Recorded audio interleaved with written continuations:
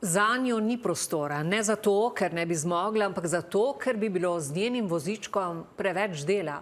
17-letna dijakinja Nika Flisar se ne more pridružiti sošolcem na 3-dnevnem izletu v Rim. Sprva so jo zavrnili, naknadno pa njeno udeležbo pogojevali z dodatnimi zahtevami. Gre pri tem za skrb za varnost ali tiho izključevanje. Če ne bi mogla na izlet, bi bilo itak zame osebno konec sveta, ker sem vložila zelo veliko truda v to, zelo veliko ene energije, zelo veliko neprespanih noči. 2. decembra, 3 mesece po napovedi ekskurzije v Rim, je organizator, agencija Ars Longa, staršem 17-letne Nike Flisar poslal dopis brez podpisa, datuma in pečata.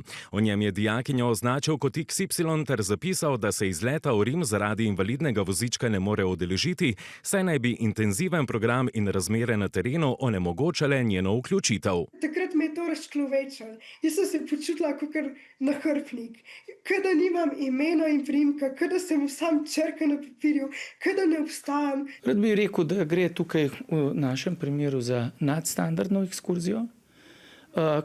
Pomeni, da se te ekskurzije udeleži v Rim, mislim, da približno okrog 50 do 60%, ker se ostali dijaki žal iz takšnih ali drugačnih razlogov te ekskurzije ne morejo udeležiti.